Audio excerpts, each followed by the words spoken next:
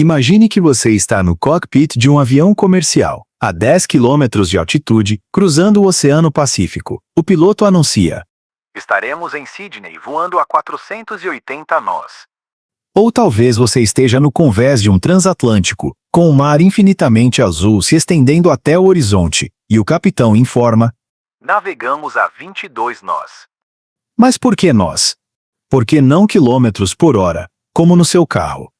A resposta não está em um laboratório de física ou em um algoritmo de GPS, mas em um dos capítulos mais brilhantes e humildes da engenharia humana, uma invenção que nasceu da necessidade, da intuição e de um simples pedaço de corda.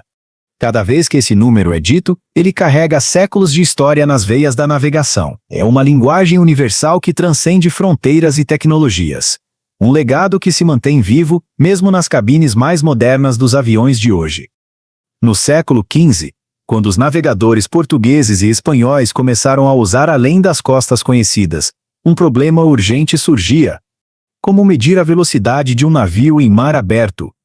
Em terra, você conta árvores, postes ou rios. No oceano, porém, a água é um espelho infinito, sem referências. Sem saber a velocidade, era impossível calcular a rota, estimar o tempo de chegada ou evitar recifes ocultos. Um erro de cálculo podia significar fome, naufrágio ou a morte. Os marinheiros sabiam que dois dados eram vitais para a navegação: direção, usando a bússola.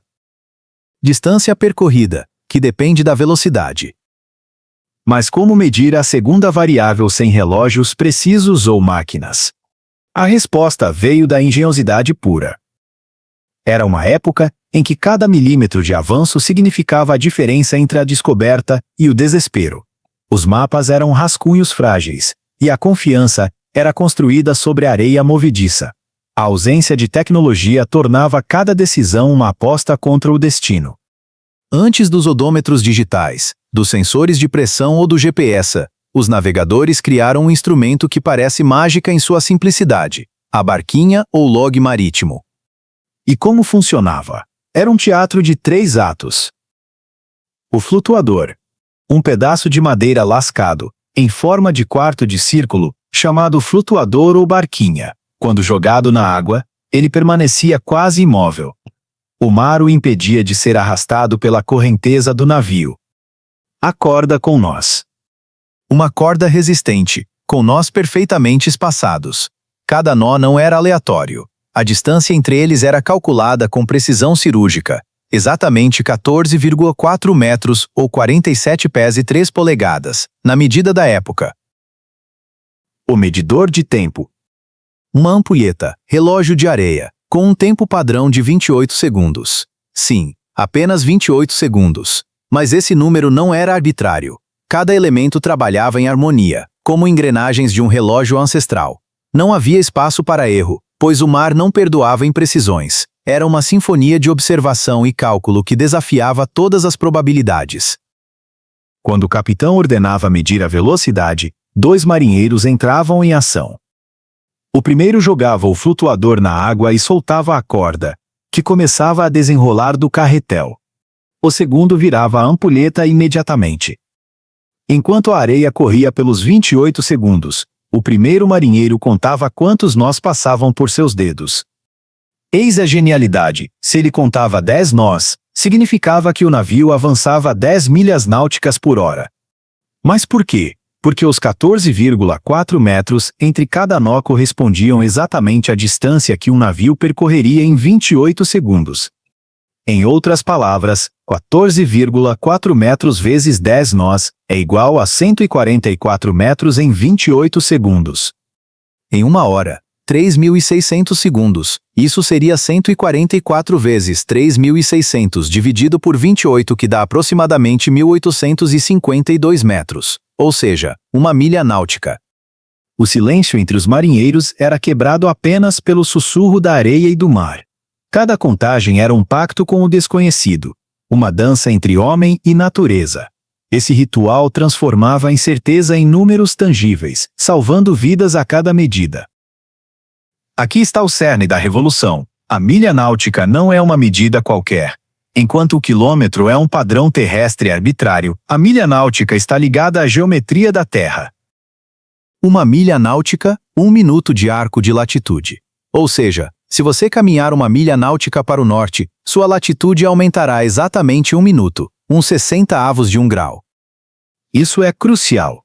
As cartas náuticas e aeronáuticas são baseadas em graus, minutos e segundos de latitude e longitude. Calcular uma rota usando quilômetros exigiria conversões complexas a cada passo. Já com nós, tudo se alinha perfeitamente. Se vou a 500 nós, em 1 hora terei avançado 500 minutos de arco, ou 8 graus e 20 minutos, na direção desejada. A matemática aqui não é fria. Ela é a linguagem secreta que une o céu e o oceano. Cada cálculo era um abraço à curvatura do planeta, um entendimento profundo de nosso mundo.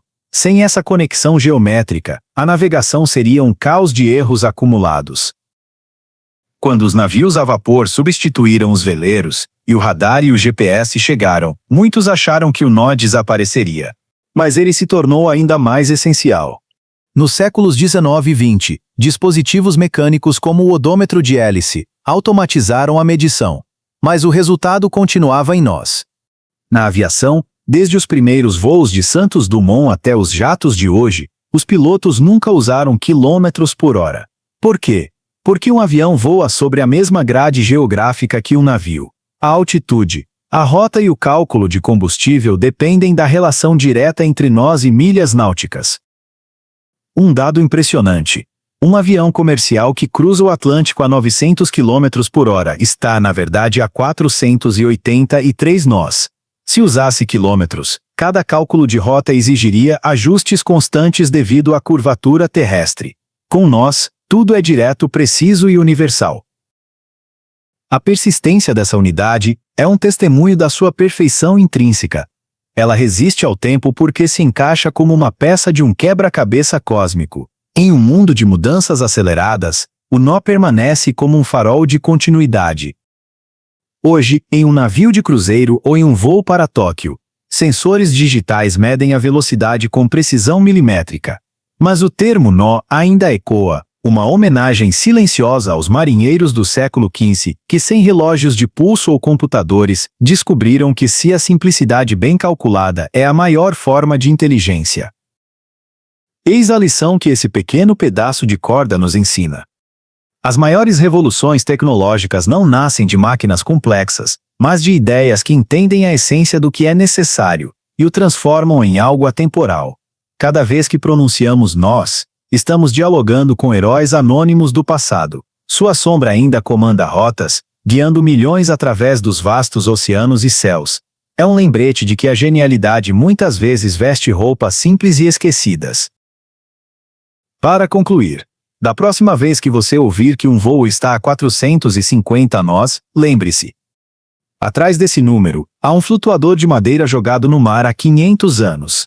Há uma corda com nós que, por pura matemática, transformou a navegação de arte em ciência.